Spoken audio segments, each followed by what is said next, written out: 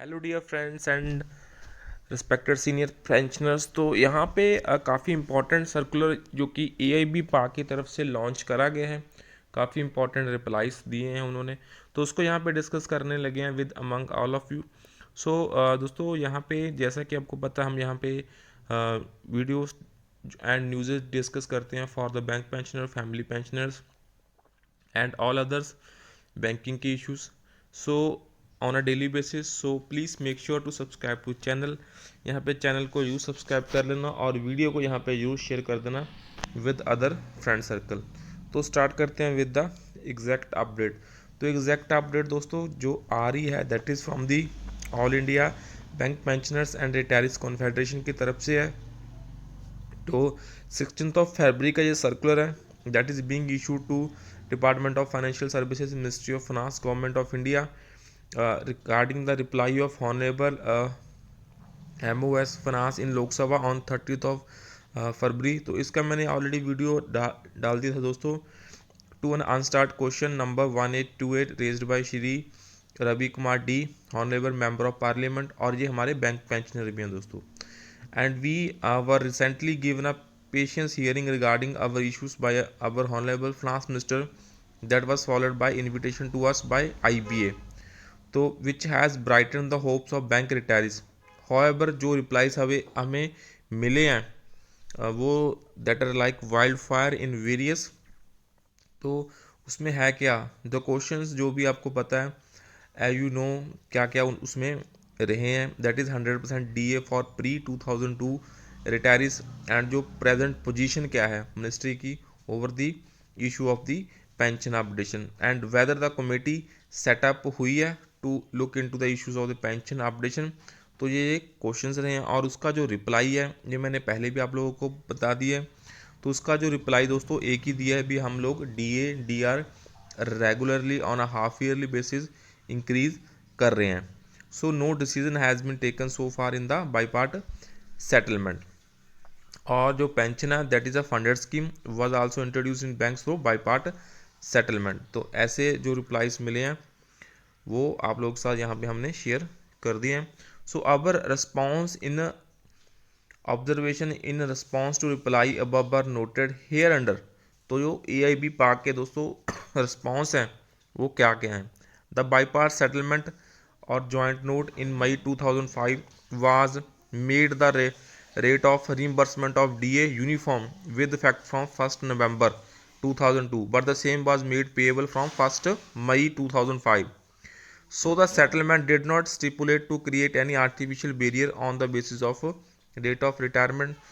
So with the signing of settlement, the wage revision is completed and it cannot be reopened and revisited unilaterally or bilaterally to the detriment of retirees who got a right vested in them. So with the signing of settlement, so after 1 month of signing the settlement, IBA are the member banks not to pass on the benefit of 100% DA neutralization to those who retire prior to 1st November 2002, and it was unilateral decision which was clear deviation from the settlement arrived at bilaterally, and hence it was unlawful. So as a very important fact pertaining to above issue has not been mentioned in the reply given, so we consider a patriotic duty on our part to put this material fact on record. So in other words, there is no need for further settlement on 100% DA neutralization to pre-November 2002 retirees, as it has already been settled in 2005 to extend 100% DA neutralization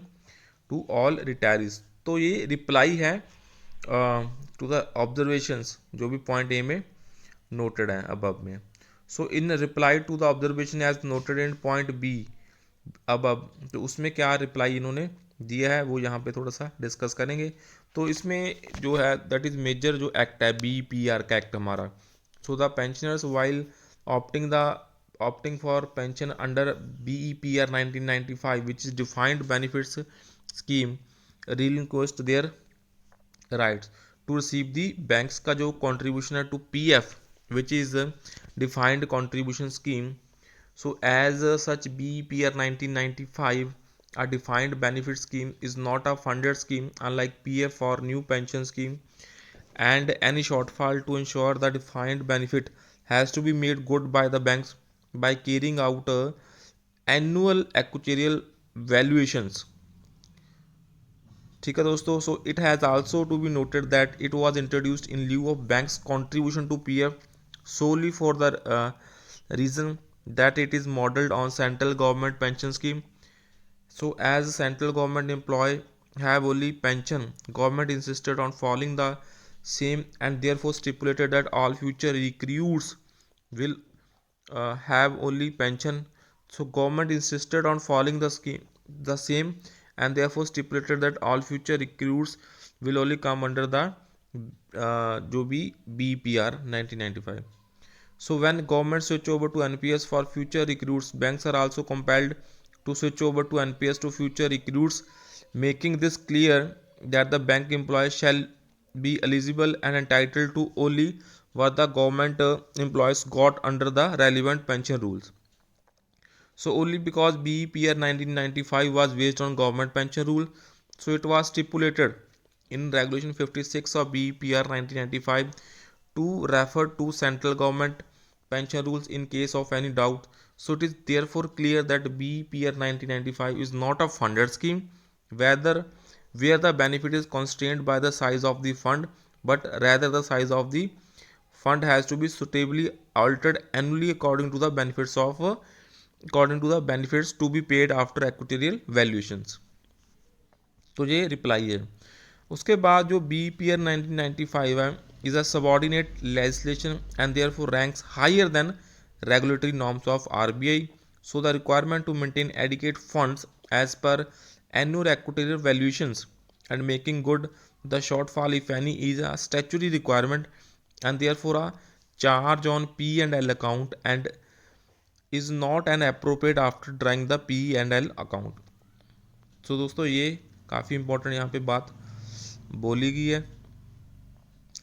उसके बाद in respect of employees who retired between first day of January 1986 but before 31st day of October 1987, basic and additional pension will be updated as per the formula in Appendix 1.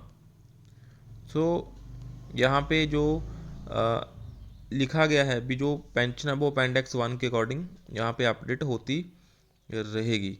उसके बाद क्या basic pension and additional pension wherever applicable should be updated as per given in appendix 1. तो यहाँ पे भी तो ये clear cut लिखा गया है. So it may be noted that this particular batch जो 86 से 87 वाला है was eligible for pension updation at the time of implementation of pension scheme in banks.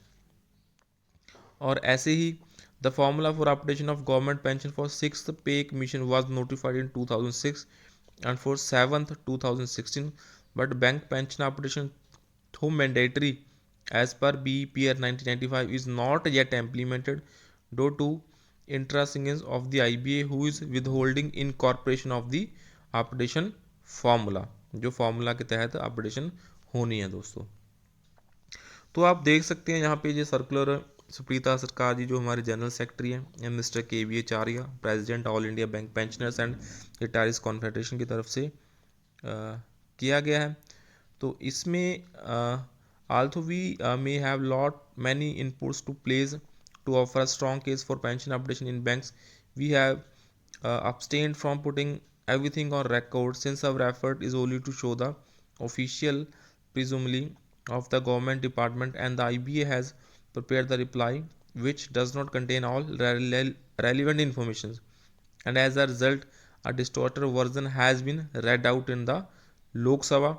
So this is a matter of great surprise to us that we have submitted time and again our papers containing the legal provision as well as the cost analysis to IBA and government department to show the legal justifiability of the issue as well as the most reasonable cost burden which has nothing to do with the astronomical high cost projected by the IBA. तो यहाँ पे इन्होंने legally बताया भी हम लोग pension updation के लिए दोस्तों वैलिड हैं जैसा कि आपने लोकसभा में बोला वैसा ट्रू नहीं है. तो ये भी पाक की तरफ से ये कहना है. तो आपको पता भी है ये हाल ही में अभी 4 अक्टूबर को हमारे हॉनरेबल जूनियर फाइनेंस मिनिस्टर को मिले हैं and After that, within 7 days from the date of meeting, we had called Win IBA to participate on a meeting on 11th अक्टूबर को मीटिंग हुई उसके बाद, and it was long duration meeting where we submitted all the documents in support of various demands which include, आपको पता ही है, 100% DA neutralization, pension updation. So the most unfortunate part of the story is Regulation 35(1) is written in the statute, and the mirroring and implication of the regulation is free from any ambiguity, and still IBA has a reluctance to declare the updation formula in respect of each settlement. तो ये था ये पूरा clarification जो ये भी पाक ने अभी हाल ही में जो क्वेश्चन आंसर्स पूछे गए हैं लोकसभा में उस पर रिप्लाई करते हुए बोला है दोस्तों. So with this, that's all for this session, and please make sure to subscribe to channel and please like the video